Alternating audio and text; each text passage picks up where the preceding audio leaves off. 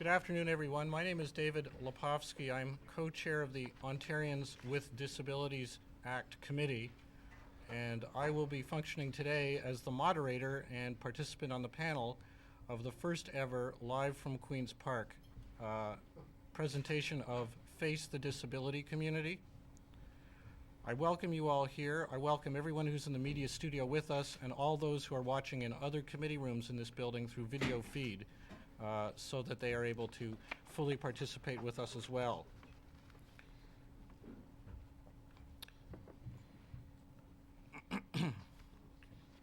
The Ontarians with Disabilities Act Committee, of which I am co-chair, is a broad-based coalition of individuals and community organizations across Ontario which has come together to advocate for the enactment in Ontario of a new law to protect the rights of people with disabilities. The goal of our new law is a barrier-free society for people with disabilities by the year 2000. And the name of our new law is the Ontarians with Disabilities Act. Thus, we are the coalition in support of it, the Ontarians with Disabilities Act Committee. What are we looking for? Well, we've come to realize as people with disabilities that we are a substantial segment of the Ontario public. We number as up to 17% of the public, and yet we have been substantially excluded from many of the mainstream opportunities in our society. People with disabilities face dramatically excessive rates of unemployment, exclusion from education, from colleges and universities, from public transit, from the mainstream of Ontario life. We have legal tools in our hands to combat these barriers that we face. We have the Charter of Rights and the Human Rights Code. We know they're important, but we've also learned from bitter experience that they are not enough. Our society is still full of far too many barriers which impede us, and supplementing those old barriers are many new barriers which are being created even as we speak. Why have we come to Queen's Park today in such great numbers? We've come today to commemorate two important anniversaries. 2 years ago, during the provincial election, we approached all of the political parties and asked their support for our proposal of an Ontarians with Disabilities Act. Among the responses we got, one particularly important one was a letter to us from Mike Harris promising that if he was elected, he would pass an Ontarians with Disabilities Act and he would work together with our coalition to develop it. We are marking the 2-year anniversary of that event. But a year ago, 1 year after that letter was written, we came to this place to face the legislators who had been elected in that election to ask why that promise had not yet been fulfilled. At that time, the legislature, in a dramatic move, passed a unanimous resolution proposed by Marion Boyd, who is sitting to my left, calling on the government to keep its promises to pass the Ontarians with Disabilities Act and to work together with our coalition to develop it. It is now 2 years since the promise was made by Premier Harris. It is now 1 year since the resolution was passed showing all party support for that promise.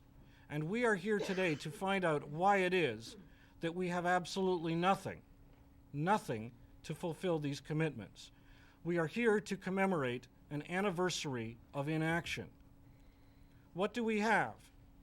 We have a government whose term is already half over. We have no Ontarians with Disabilities Act. We have no commitment of a date by which the Ontarians with Disabilities Act will be passed. We have no commitment by which an Ontarians with Disabilities Act will be introduced. We have no public consultations on the Ontarians with Disabilities Act, and indeed we have no commitment as to when any public consultations will even begin. We have nothing. We therefore felt that it was important to come here to ask the tough questions of the three parties that made the solemn commitment to us last year through the resolution to support this initiative. we invited all three parties to send representatives, and we proposed to ask each of them questions. As we are a nonpartisan group, we support or oppose no party. We simply advocate for the passage of the law, which all parties have indicated that they agree. We have happily been honored with the presence of representatives of two of the parties. To my immediate left is Marion Boyd for the NDP, and at the far end of the table is Dominic Agostino from the Liberals. You'll note that there's someone in between them who looks a little stiff. Sadly, Premier Harris was prepared to promise to work together with us during the election, but has repeatedly and consistently refused any request by us to meet him. He's always got too much to do and not enough time for us. He refused to come today.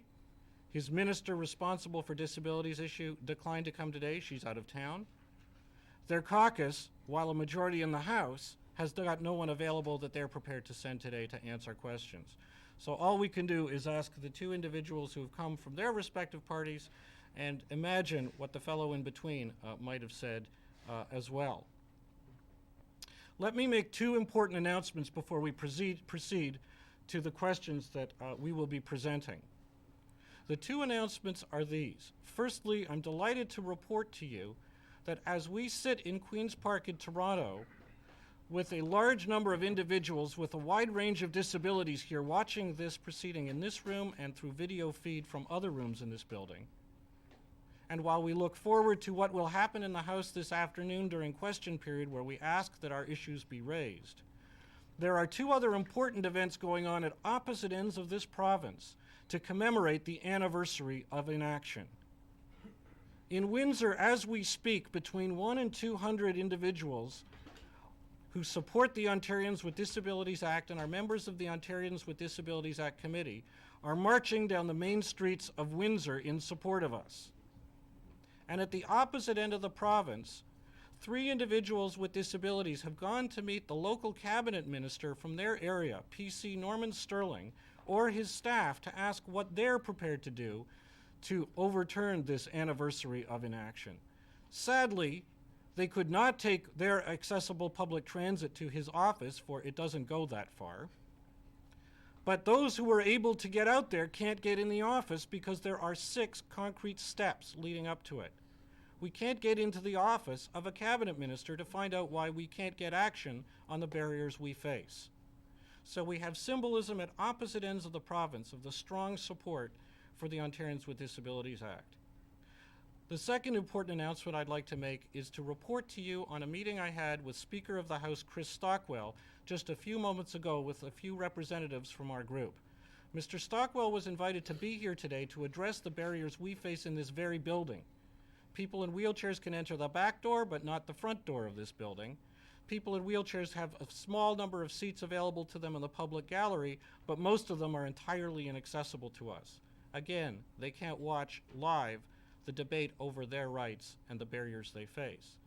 Speaker Stockwell was fully prepared to come to answer our questions in front of all of you, but was unprepared to unless all three parties had representatives here.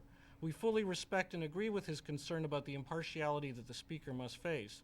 I notified senior officials within the Minister of Citizenship's office last evening that if the Tories didn't send anyone, they were depriving us not only of their views, but of a chance to publicly speak with Mr. Stockwell. They nevertheless called back to say they're not sending anyone. However, Mr. Stockwell did meet privately with a couple of us and has authorized me to report to you the following. Number one, there is a plan in place to achieve a barrier-free legislative building, and as part of that, he has indicated that it is reasonable to expect that there will be an accessible front entrance to this building within the next, or by 18 months from now.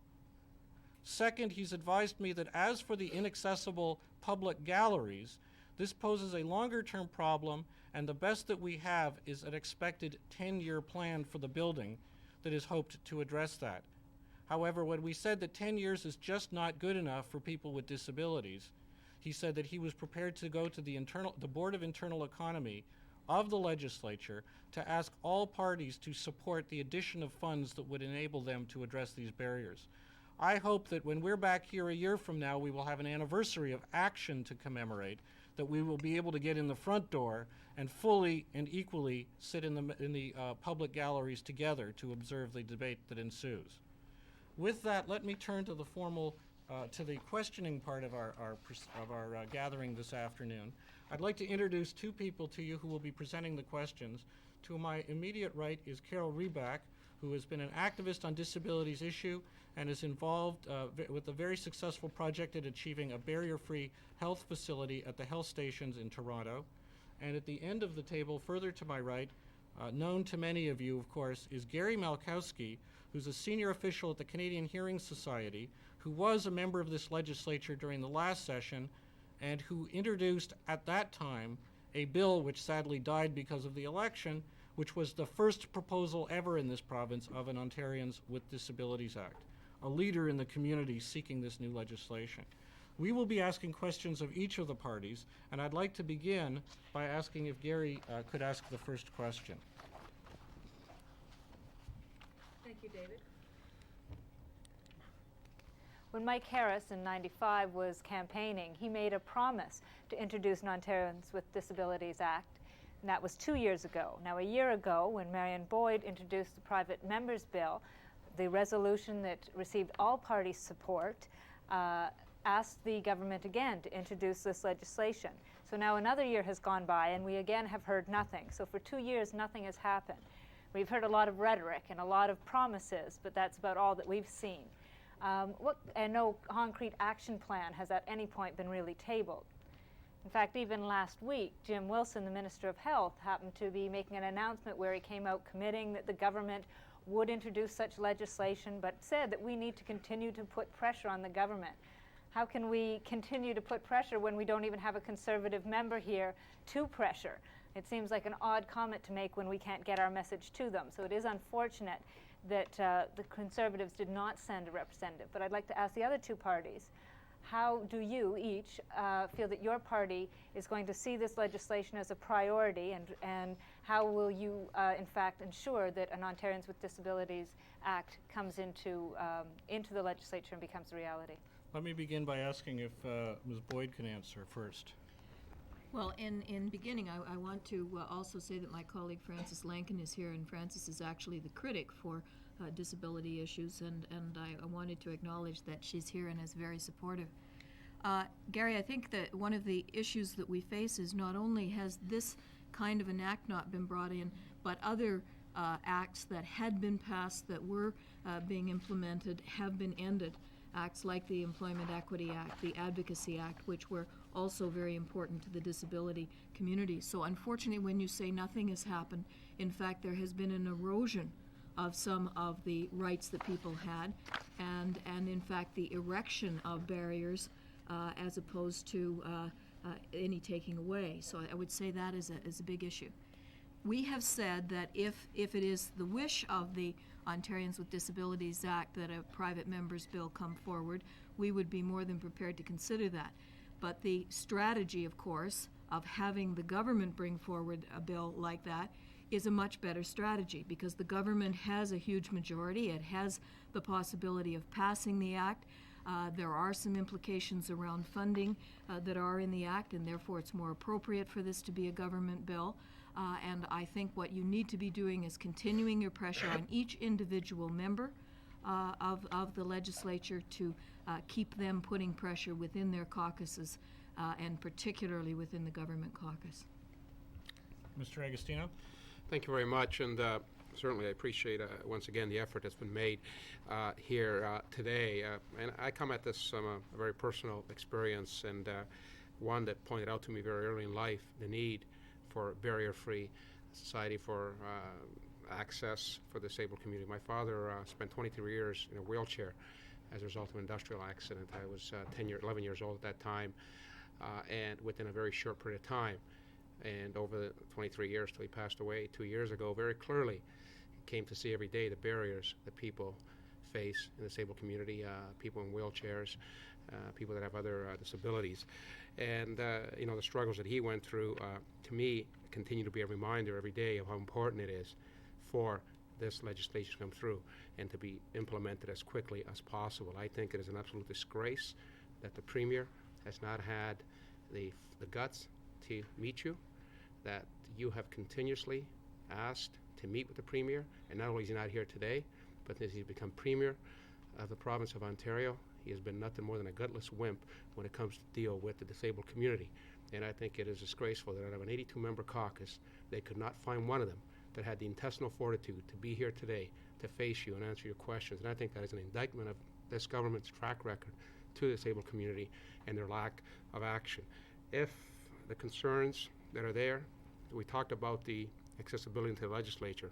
Frankly, if Mike Harris yanked one of those ads that he paid for on taxpayers' money from the television, that would more than cover the accessibility issues into the legislature to ensure that each one of you had an opportunity to be there and to see the legislature in action rather than have to sit to a side room or go back 30 years through a back door in order to get into this building. And I think those are things that need to be worked on. As far as the act itself, I agree very much with Marion. It is much more advantageous and more likely for legislation to get through if this government would follow through its commitment. They committed that they were going to bring in legislation, and I think they're the buzzwords in all this, and I think this is where they continue to play games, is they said within the economic goalposts of the common sense revolution. That was their wording in their commitment. Whatever those goalposts are, we don't know yet because they keep shifting the goalposts all the time. They keep shifting the barriers and the timeline they're going to use. And every time we get up in the House, ourselves, the NDP, Mary and others in the House, it's the same answer. Well, we're committed within the economic goalpost. And none of them. Mashinsky, I think, is clearly a non-player in this because the direction is coming from the minister's from the Premier's office. And I really believe that this government is simply going to tinker and continue with this for another 2 years. I don't have confidence that they're going to come through with the legislation. And as an opposition parties, I think our job is to continue to pressure them. I think events like today, in your face, after this thing is, after the question period, to be up there, to be going after those guys, I think is the way you try to put some public pressure on them. But very clearly, so far they've shown a blatant disregard for the disabled community, and today is a perfect example. I think this, Mike here, this thing here, I think says more than anything else that can be said by any of us as to how much this government cares about the disabled community. Thank you very much. In the spirit of equal time, perhaps we'll just give Mr. Harris a chance to answer the question. I don't see him raising his hand, but that might be my limitation. I should indicate that that Mr. Harris wrote me yesterday to indicate, and we can make copies of the letter available to the press and anyone else who's interested, to indicate that he's busy and can't meet us. But he spoke at length in his letter about the fact that they're busy tackling the barriers we face through their equal opportunity plan. The core of that plan is a intranet website where you can go to look at Marilyn Mashinsky's picture and hear what a good job the government is doing. In fact, in the letter, advertised that they thought the website was doing a good job. It's even helping the Canadian military. I think my own response would be that I thought the military was federal jurisdiction, and that we had enough problems that we could deal with in Ontario as it is. But that response is available. Let me turn now to Carol Reback for the second question, if I may. Thank you, David, very much. I've just returned from a week traveling in Los Angeles, in and around the area of LA in California. The last time I was in that area was 4 years ago, and I have found an amazing amount of development with respect to accessibility and creating barrier-free environments throughout the LA area and environ. And I can only assume that the implementation of the Americans with Disabilities Act is the reason for such considerable amount of progress. Being there for a period of a week was very inspiring and very liberating an experience. I didn't have to make any kind of advance arrangements regardless of where I was trying to go. Public sector, private sector, in areas of housing, health, accommodation, the hotel industry, transportation, regardless of where I was going, regardless of what kind of activity I was engaging in, accessibility was simply available. It was there. It was part and parcel rather of the environment and the setting, totally integrated and entirely barrier-free. As I said, I could only imagine that the ADA had an awful lot to do with that, and I saw tremendous progress. Coming back to Toronto felt like a very isolating experience yet again, and a very limiting experience. As you may know, I'm also coordinator of the barrier-free health zone at the Ann Johnson Health Station, a local community health center here in Toronto. And we have established an entirely wheelchair-accessible health clinic with adjunct facilities and services, programs and services. This clinic came to the fore and came to be a reality because of considerable commitment, considerable dedication over a long period of years. I can only imagine that if an ODA was in place, that we would not be a unique facility, which indeed we are today, but in fact we would be obsolete. There would be no need for us to be very particular and specialized. Can you imagine what an ODA would do with respect to all sectors in creating barrier-free settings? First, Mr. Agostino. Thank you. Very clearly, government must play a bigger role, and this is why it's so important. I mean, the private sector can play their part, but as we've seen, history has shown us that unless there is a lead and an effort and a push and a commitment by government through legislation, these changes do not occur. These changes don't simply happen because the private sector feels that out of the goodness of their heart they're going to all of a sudden provide barrier-free workplaces and make the adaptations necessary. And very clearly an act would put the onus not only on government, and government has to start with its own backyard. Very clearly governments must start with their own backyards, MPPs with their constituency offices to make sure that they're accessible.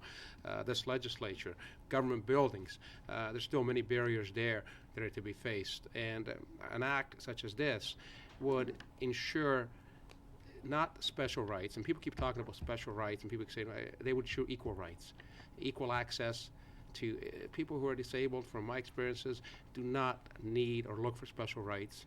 What they want is the opportunity to be treated equally, to have fair access, same access to a job site, to a job opportunity, to a public building, to private buildings. Simply, it's a question of equal access and equal opportunity. And this is really what this bill would do. And I still find it amazing in this day and age that we're still sitting here debating whether or not there's a need for this bill and whether or not the government is committed to bringing this bill in. We're talking about something that affects at least 17% of people across this province. It is not something that simply affects 2 or 3 people and we can kind of put it off a little bit. This is too important. And this bill would give that access. And I mean, their answer, if you look at their record, removing the employment equity portions that would have helped these people who are disabled access and putting up a website. I mean, that's clearly, you could see the commitment that is there. And it really, this thing should cross political lines, and it did in the legislature. When Ms. Boyd brought in the amendment or the resolution, every single member of all 3 political parties that was in the House that day supported this legislation, supported that amendment. And this is not an issue of political lines. I mean, I wish we can be back here a year from now praising this government for having the courage to move forward and do what is right. I don't think it's going to happen. And but I think we need to, an example with LA is perfect of how in an area where we have been seen traditionally to be ahead of the Americans, we're now falling badly behind, and they have shown much more progress than we have. Ms. Boyd? I would agree absolutely that the changes that we see in American cities over the last 4 or 5 years is definitely a result of the ADA, and I think for people who are skeptical to make the kind of trip that you made is very important, because it really gives a whole different sense of what is needed. And Dominic is quite right. When this is not about special things that are being done for people. This is about allowing people to do what every citizen ought to be able to do without having to make special arrangements, without having to pay additional monies, without having to feel as though they are a burden. And this is what disabled people find most offensive. If they have to, as you do in this building, ring for the security to come and operate the little lift that goes from the north part of the building into the main part of the building, that is asking for special treatment. That's what people don't want to have to do. They want to be able to move through their lives using their own abilities, and what they need is a little bit of assistance to do that in many ways. I think that the kind of work that you're doing, educating the public, making sure that people know how desperately you want to participate is very important, because people make a lot of assumptions and have a lot of stereotypical ideas. And the more we can get the general public to understand that this kind of a bill would benefit us all, and may benefit many of us very directly, as we know that an aging population is a population that is moving into different forms of ability as their lives go on. So we're doing it for everyone when we press for this kind of a bill. Thank you. And again, in the spirit of fairness, I'm just wondering if the Premier's changed his mind and has anything he'd like to add. I don't hear anything. Both of our guests have spoken about the significance of such legislation for the public, and it is to that I'd like to turn to ask the third question. It is often mistakenly believed that people with disabilities are just some marginal minority. We are in fact some 17% of the public, or well over 1 million, close to 2 million Ontarians. But frankly, that's not even the whole picture, because the reality is what we are seeking relates to everyone. The fact of the matter is that everybody either has a disability or knows someone who will have a disability or themselves will have a disability sometime between now and the day they die. Indeed, the only difference between those of us on this panel who have a disability now and those of you who do not is not a question of whether, but a question of when you will have yours. We are trying to achieve a barrier-free society for all of us. And it is on the basis of that I wish to turn and to present you with some frankly compelling new evidence of the support that there is for this kind of legislation. We in the Ontarians with Disabilities Act Committee, out of frustration in trying to get attention from a government that made the promise 2 years ago, voted in support of a resolution reaffirming it last year, but still has nothing to show for it more than a call I got yesterday from the Minister of Citizenship office saying that they want to have another meeting in about 3 to 6 weeks. You have to understand, the first year they didn't meet us at all. Then we came here in large numbers to Queen's Park. Then they agreed to meet us once. Now we come back again. They're going to offer another meeting. It seems that for every annual turnout of hundreds of people with disabilities at Queen's Park, we get a half an hour of a cabinet minister's time. It's a ratio that'll get us a barrier-free society probably around when the sun goes nova. But anyway, out of frustration, and because they were doing so little to live up to their promise, we decided that we would do our own research. And we were fortunate enough to have the Lou Harris Canada polling organization undertake to complete pro bono a poll for us.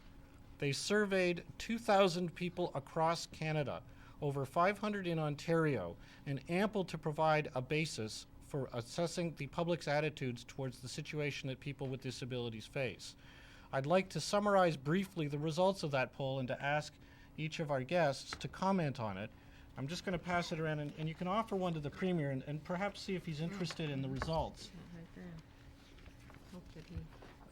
And if we could provide copies to the media in the room and the other guests in the room if they wish one. But if I can just summarize, we asked the public's understanding of the situation that people with disabilities face and their attitude towards the need for new legislation to address the barriers we face. And the outcome is really compelling. The results of the poll demonstrate that there is substantial, indeed very strong public support for new legislation to tackle the barriers that we face every day as people with disabilities.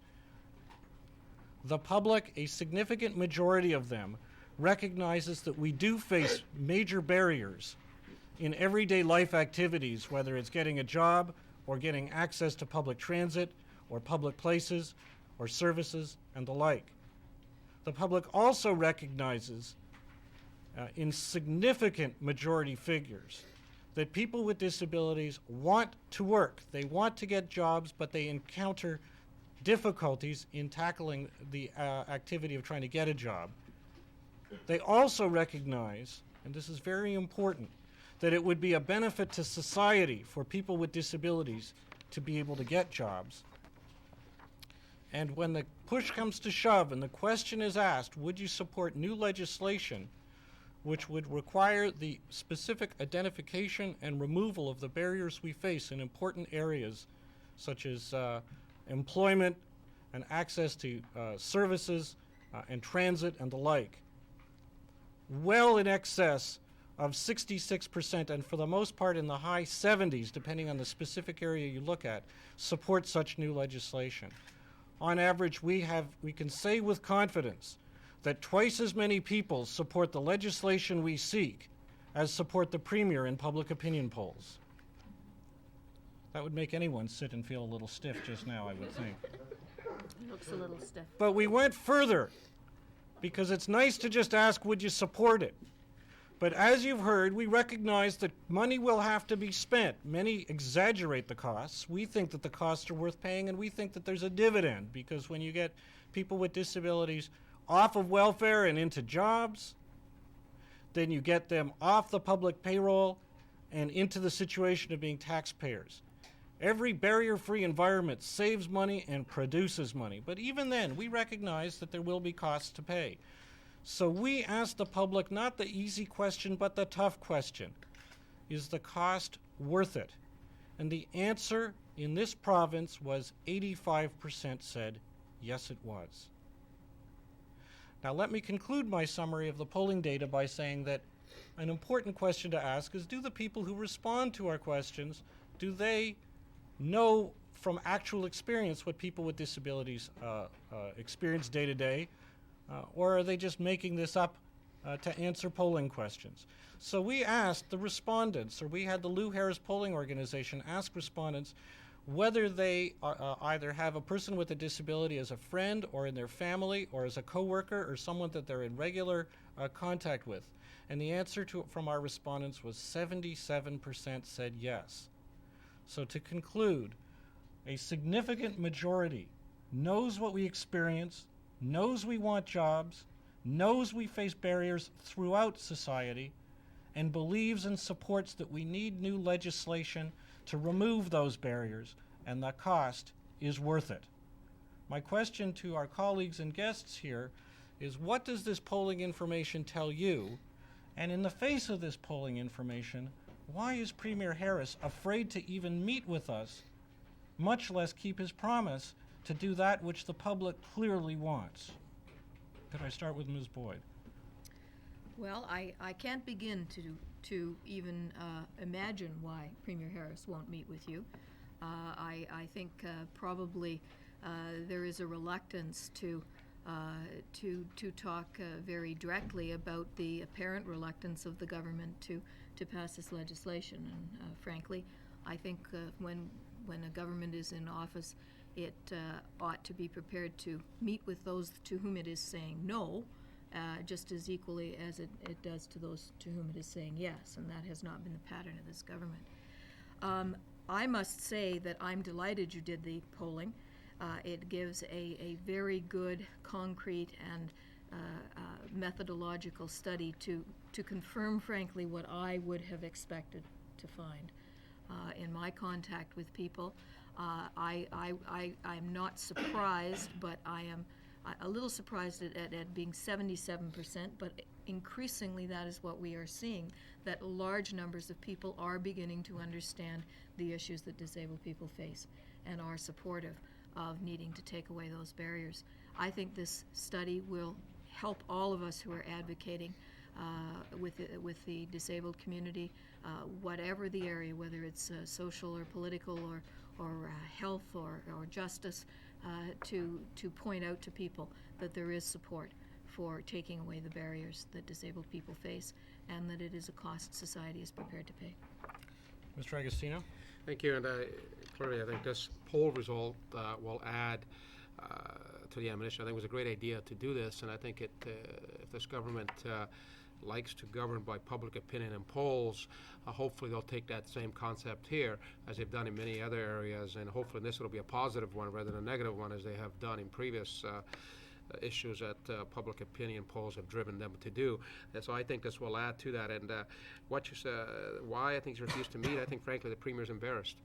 He's embarrassed because they made some very clear commitments during the election campaign, and they have lied blatantly to the community, disabled community, on various fronts. They made the commitment they weren't going to cut aid to the disabled.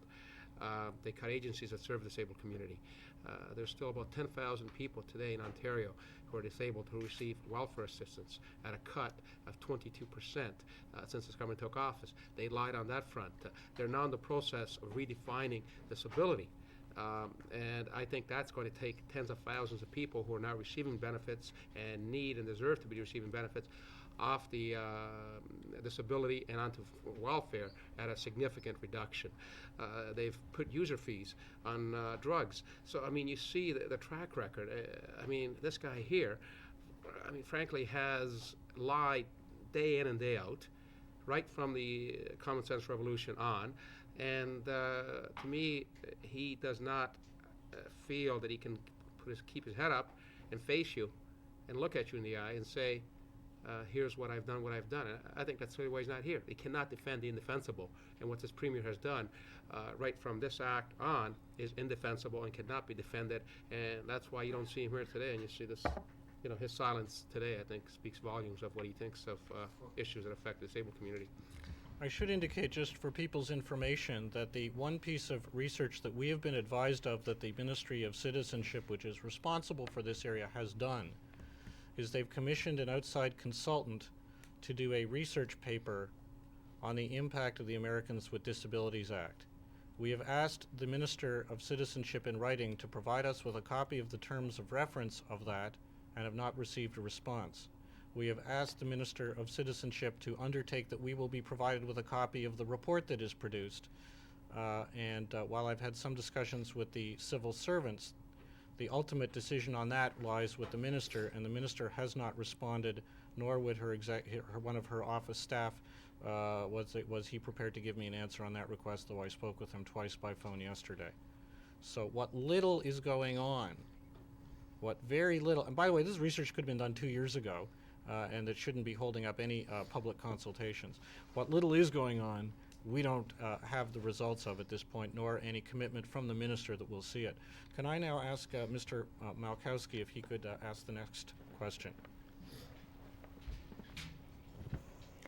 I was a former member of this legislation in the past government, and I feel there's absolutely no excuse for the fact that the public galleries remain inaccessible, that MPP offices are often inaccessible, that people with physical disabilities cannot access their own MPP. I mean, symbolically, what do you see that meaning, and how do you prepare and your party feel that they can prepare to change that situation and address that situation?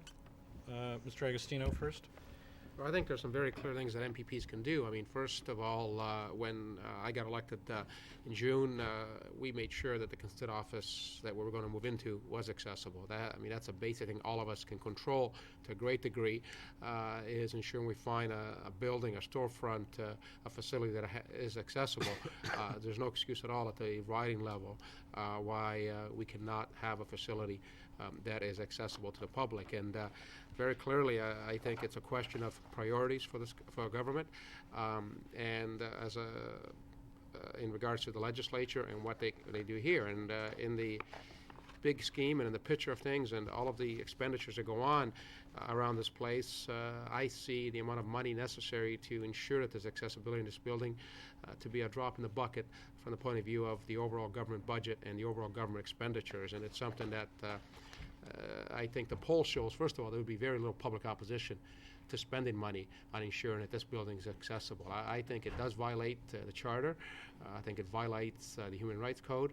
And I think very clearly when we talk about accessibility to this building, it cannot be based on whether you're disabled or not. It is a right that every Ontarian has, deserves, and should be entitled to and must be entitled to. And what is happening is that we still see a building, and I understand it's an old building at the time, and the changes that have made over the years have made it difficult, but it can be done.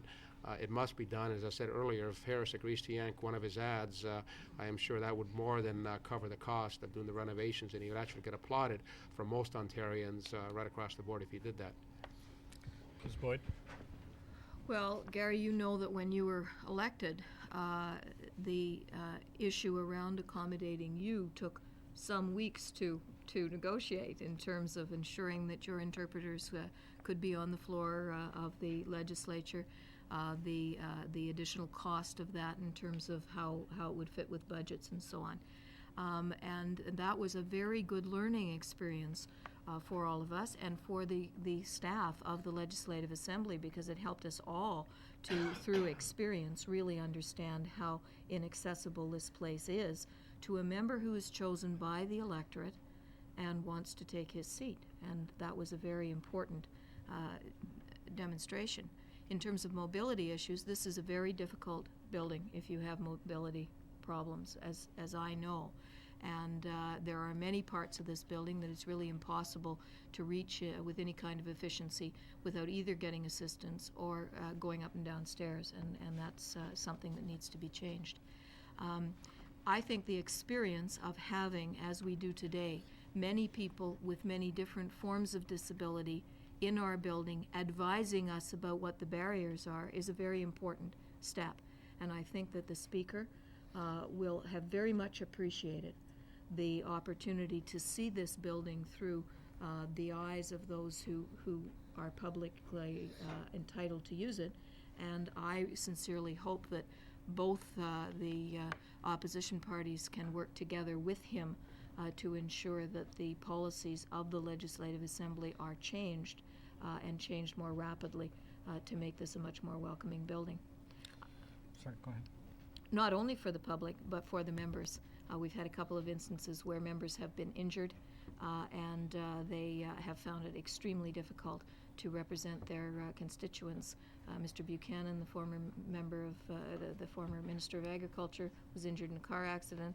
It was almost impossible for him to take his seat for a long period of time. Mr. Newman in this government had a broken ankle and similarly had real difficulty taking his seat. That is an issue for all of us as legislators. Let me just follow up in terms of the issues surrounding this building. The Ontarians with Disabilities Act Committee, of course, is looking at a barrier-free society to address all kinds of barriers, so that the wheelchair access issue is an important one. And just as the symbolism that it would be someone like myself who is blind or someone like Gary who is deaf who is raising it, our group is sensitive to the barriers which all people with disabilities face. We use this particular one as a striking one because the legislature is supposed to be the very heart of our democracy, and if we can't get access and full and equal access to the heart of our democracy, it bespeaks the problems that we face in tackling the barriers that we face in society generally. As I said, Mr. Stockwell has committed that there is a plan for general improvement of accessibility in the building on the timelines I indicated earlier, but we'll need more support if he can move the agenda forward on the public galleries. Let me just speak briefly about the public galleries, and then I'm going to wrap up this part of this program so that we will be available for questions to the press. Lost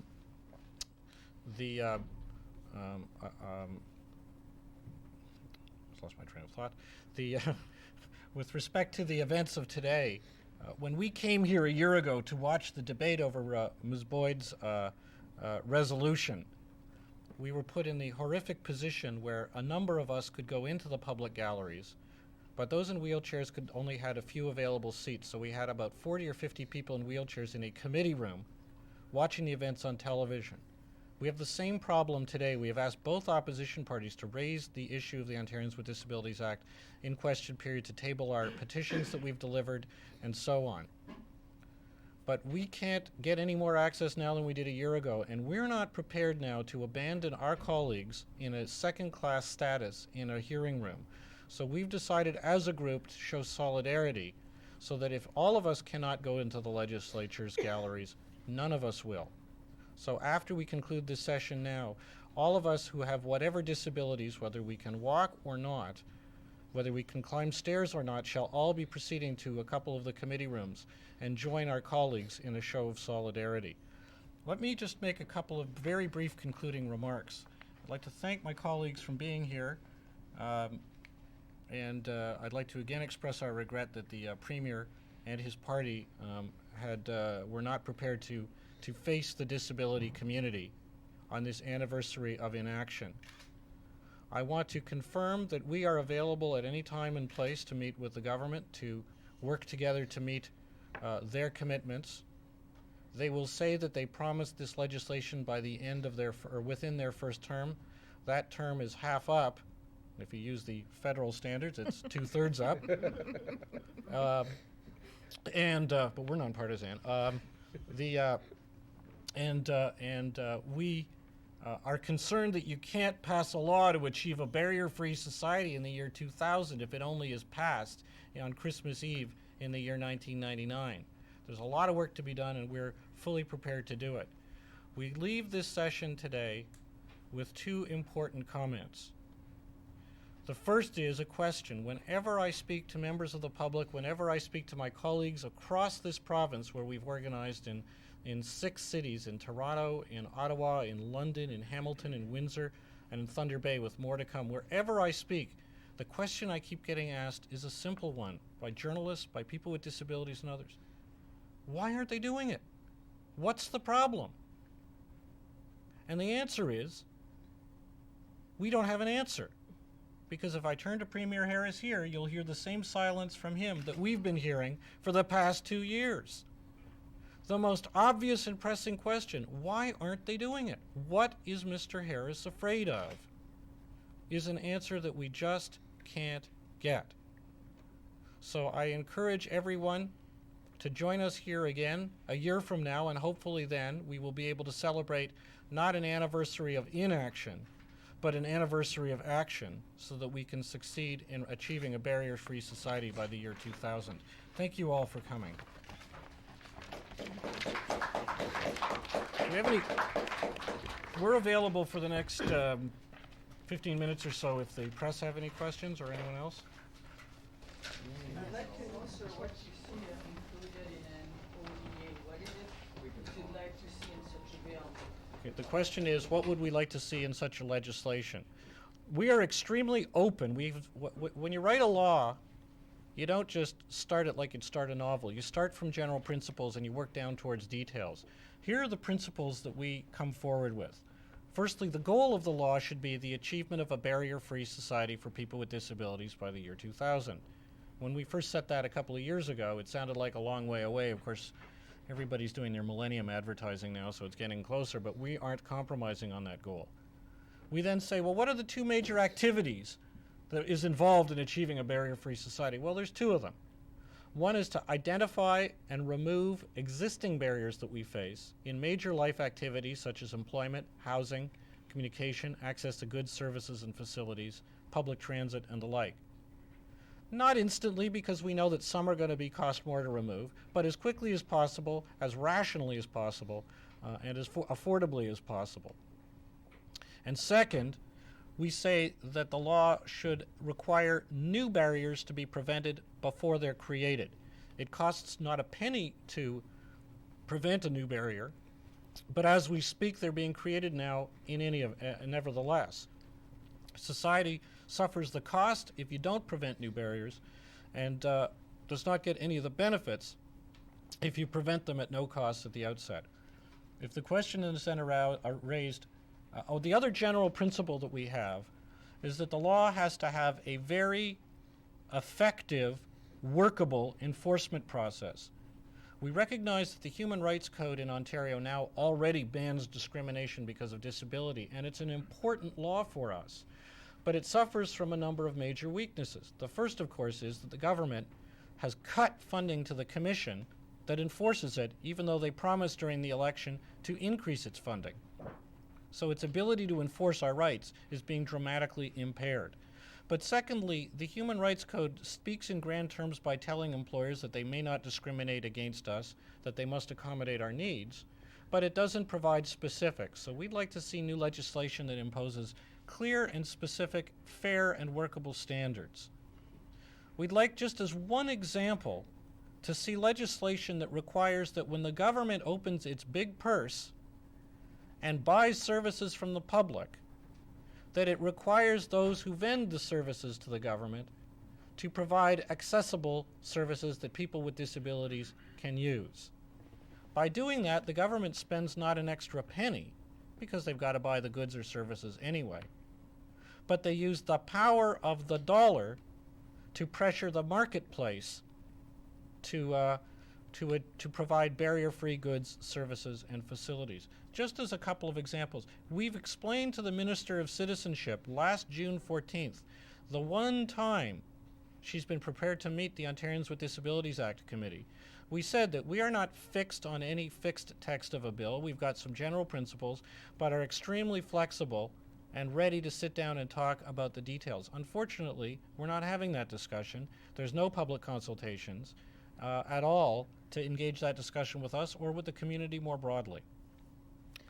Hi, Laurie Monster-Bratton with the Star. I've heard that this government has started buying non-accessible buses in contravention of, I guess it was the Liberal, or it was the NDP legislation? Policy. Policy, rather.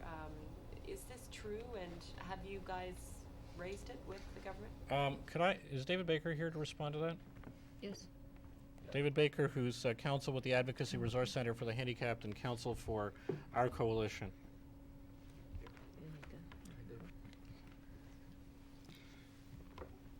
Yeah, the policy states that as of July 1st, 1993, there would be no new inaccessible buses purchased in the province of Ontario. And that was important because it was a way of phasing in a totally accessible bus fleet. So by the year 2003, disabled people could reasonably expect to go out to the corner like anyone else without having to book in advance and take a bus to wherever it was they had to go without having to call in advance and risk a refusal on the parallel transit system. The problem is that the Minister of Transportation, Mr. Palladini, has granted exemptions to Mississauga and now to the City of Ottawa, so that there will be a total now of 200 new high-floor inaccessible buses put into operation this year with the 75% provincial subsidy. That not only violates the province's own policy, but it probably violates the Charter of Rights and Freedoms, and it represents the kind of new barrier that the ODA Committee is saying should not be established, and we need legislation to prevent. This probably illustrates very effectively why we need new legislation. The previous government adopted the policy that David Baker just referred to, a policy requiring that new buses that are acquired be accessible. A subsequent government comes in and is free, sadly, to disregard a policy because it's not law. That's why we need a law. And for people who are concerned that the cost of accommodating us is not worth paying, that small minority out there, according to our public opinion research, since we found that 85% of people in this province, if I have the number correctly, think the cost is worth paying, barrier prevention doesn't cost. It may cost more to retrofit an old bus, but as the old buses go out of service, you go buy new buses that are accessible. It helps everybody. It helps people in wheelchairs. It helps people with baby strollers. It helps people with bundle buggies. It helps people who don't want to climb upstairs or are afraid of slipping and falling if they, on a wet or rainy day, if they do. This is a classic illustration of why we need the legislation we seek and why it hurts society to keep creating new barriers. How many accessible seats are there in the legislature right now? We are gallery, told rather. what the speaker just told me, and I encourage you to talk to Mr. Stockwell. He's very, I have to say, he's very open, fair, candid, and frank about all of this stuff. He matches my own personal capacity for subtlety, I think I would say. But he or I should aspire to his perhaps. But in any event, currently there are 4 in the speaker's gallery, though he advised me that they can, if requested, remove some of the current seating to make room for a few more. But if you don't want to go to the speaker's gallery, those are seats which the speaker controls, or if they are full, the 2 other options that a person who is not using a wheelchair have is going to either the public gallery or to the galleries that the various members control from the government and opposition sides. And those, as I understand it, are inaccessible. So 4 seats in all. And 4, subject to them removing some of the seats in the speaker's gallery on request that would make room for a few more. Someone just rolling in off the street has Yeah, forced. exactly. And depending on the arrangement of their seat, some seats take up more space because of the needs of the particular person. Some wheelchairs And I are have bigger, seen so. it where only one, given the particular situation, was able to be there at a time. And just, because when we had the discussion, the question came up like, how often are so many people going to show up here in wheelchairs? And the answer is, well, it's kind of a vicious circle. If you know you can't get in, you don't show up in large numbers. If there are schools that have a large number of people, kids with disabilities in wheelchairs, they don't have the same opportunity that every other school class that comes trundling through this building every day, that they get a chance to watch the fun and frolic in the legislature to do, as opposed to their erudite learning in their Gotta go and have classroom. fun and frolic. Or maybe that's another channel I'm watching. Yes, we're going to have to go and Okay. have fun and frolic. So I want to, we'll be staying around. I want to thank everyone for coming, all the people involved in setting this up. And let's hope that a year from now, we have 3 people in the room all telling us good news rather than 2 people and one telling us about their support and one who doesn't seem to have much to say. Thank you very much for coming.